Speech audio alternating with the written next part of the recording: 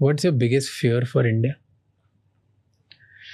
मेरा फियर ये है कि चाइना जिस गति से बढ़ रहा है, हम अभी उसके आसपास भी नहीं है। हमें बहुत कोशिश करनी पड़ेगी उसके लिए।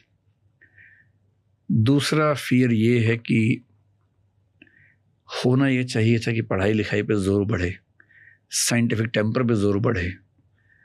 हो ये रहा है कि हम उसके अगेंस्ट जा रहे हैं। हमारे अंदर क्यूरियोसिटी, साइंस को लेकर जिज्ञासा वो कम है। रिलीजियसनेस ज़्यादा हावी है, कास्ट ज़्यादा हावी है, नेशनलिज्म का भी जो इमोटिव वाला मामला है वो ज़्यादा हावी है। उसके पीछे जो गहरे कॉन्सेप्ट्स हैं वो कम आ रहे हैं। आज वो बढ़ रहा है? मेरे ख्याल से आज की स्थिति में साइंटिफिक टेम्पर कम हो रहा है, बढ़ नहीं रहा है। नहीं, रिलीजियस कॉन्टेक्स्ट और रिलीजियसनेस बढ़ रही है और ब्लाइंड वाली, रिचुअल्स वाली बढ़ रही है, ठीक ठाक बढ़ रही है। बट ज़्यादा लोग पढ़ते हैं, ज़्यादा लोग एजुकेटेड होते हैं, ज़्यादा लॉजिकल होते हैं, तो रिलीजियसनेस। इसकी बड़ी वजह सोशल मीडिया है। सोशल मीडिया ने बहुत सारे ऐसे लोग जो गांवों में, कस्बों में थे, जिनके पास बहुत कंटेंट नहीं था, उन्हें खराब कंटेंट पर परोसना शुरू कर दिया है। उन्हें ज़्यादा सुपरस्टिशियस, ज़्यादा अंधविश्वासी बनाना शुरू कर दिया है।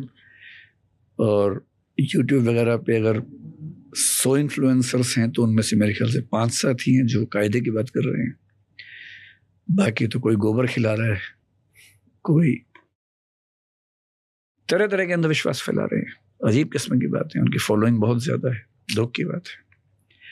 उससे बड़े दुख की बात है कि हमारे देश और राज्यों की सरकारें इस पर कठोर कदम नहीं उठा रही हैं, जबकि साइंटिफिक टेम्पर संविधान में, डीपीएसयू में लिखा हुआ है। सॉरी, फंडामेंटल ड्यूटीज में लिखा हुआ है, 51 में। सरकार भी कहती है, लेकिन एक शब्द में कहूं तो बुरा हाल है इस समय, बुरा हाल। वैज्ञानिक दृष्टिकोण की बात करना खतरे की बात है इस समय। ये स्थिति है। क्यों खतरे की बात है? क्योंकि पूरे पूरे झुंड आपके खिलाफ हो जाएंगे कि आपने कैसे ये बात कर दी भाई, हमारी किताब में तो ये नहीं लिखा हुआ, आप कैसे बोल सकते हो। उन्हें कोई मतलब नहीं कि भास्कर ने क्या कहा, उन्हें कोई मतलब नहीं कि गैलीलियो ने क्या कहा, प्लॉटमी ने क्या कहा, न्यूटन ने क्या कहा, आइंस्टीन ने क्या कहा, क्वांटम फिजिक्स क्या कह रही है। उन्हें मतलब है कि हमारी किताब क्या कहती है।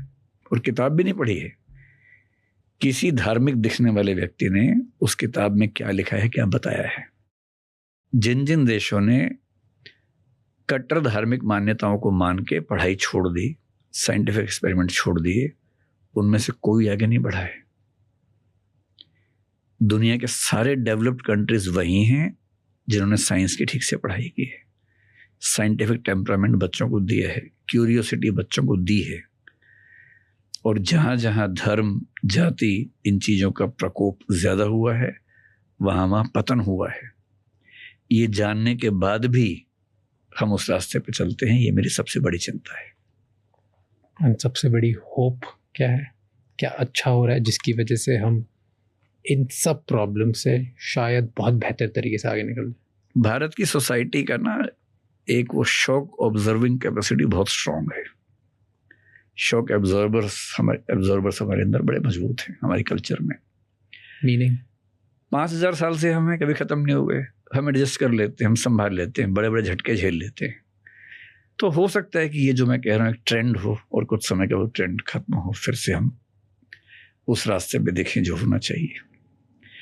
और ये भी है कि इस सब के साथ साथ कस्बों में भी, छोटे शहरों में भी हर पेरेंट के मन में एक सपना है कि मुझे अपने बच्चे को अच्छे स्कूल में पढ़ाना है। आजकल हमारे पेरेंट्स अपने बच्चों की पढ़ाई पर जितना इन्वेस्ट कर रहे हैं, बेशक उधार लेके करना पड़े।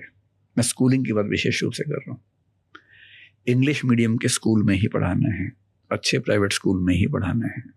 मैं प्राइवेट स्कूल को अच्छा नहीं कह रहा, बस अच्छे स्कूल में पढ़ाने की बात जो है, ये टेंडेंसी बताती है कि शायद आज से 2-3 पीढ़ियों बाद स्थितियाँ काफ़ी अच्छी होनी चाहिए। क्योंकि जिसने अच्छे स्कूल से 12-13 साल पढ़ाई कर ली है, उसे मूर्ख बनाना आसान नहीं होता। उसका ब्रेन वॉश करना आसान नहीं होता। थैंक यू सो मच ये क्लिप एंड तक देखने के लिए। अगर आपको और भी ऐसी क्लिप्स देखनी है तो राज शमानी क्लिप्स चैनल को सब्सक्राइब कर लीजिए।